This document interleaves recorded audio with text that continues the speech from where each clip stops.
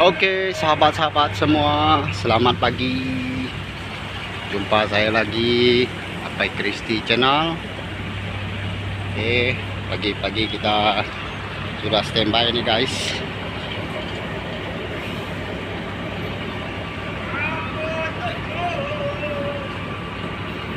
Oke, ini kapal kita guys, sudah berikat dari tadi.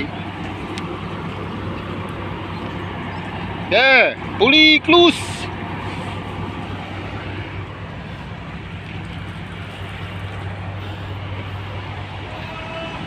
Oh. Ya guys, ini dia kapal kita tadi, berikat dari pukul 6 sampai sekarang. Belum keluar lagi.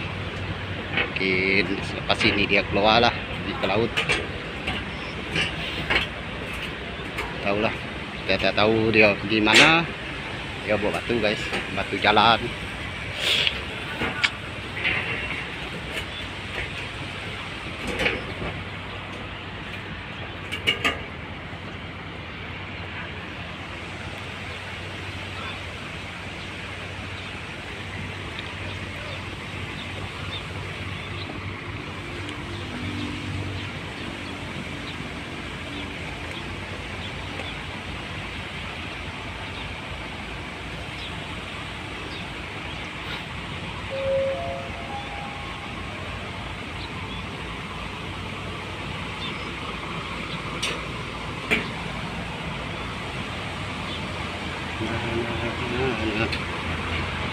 Dia kabut dia. Ini kabut.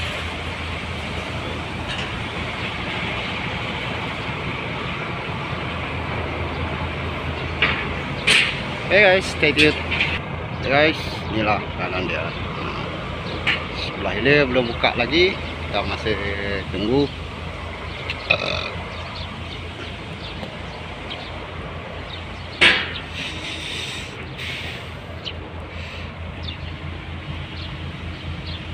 Sebelah hilir ada kapal. Saya rasa ada 5 buah lah. Sebelah hilir 5 buah kapal, belum masuk lagi, masih berikat di tebing sana. Ada lagi. Sebelah sini itu satu tongkang tuh, tuh dia. Guys, tongkangnya besar guys. Ini Xinjiang punya tongkang.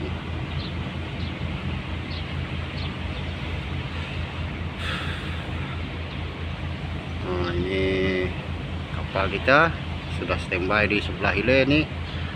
Daerah ini ada buat itulah donor fender tuh. Sudah siap dipasang donor fendernya. Ada yang belum lagi sini guys. Sini pun belum, sini pun belum. Masih dalam pemasangan. Ada orang kerja malam sampai pukul 3 ke 4 pagi macam itulah kerja. Ada yang belum siap lagi ini ya. Sebelah sini belum siap juga.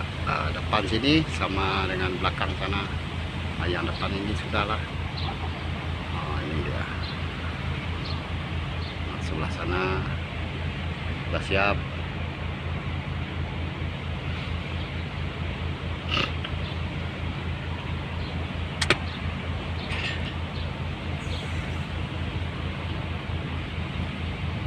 Oke guys, jadi dia sudah dibuka. Kita mau mengeluarkan tongkang. Ini tongkang dia. Oke.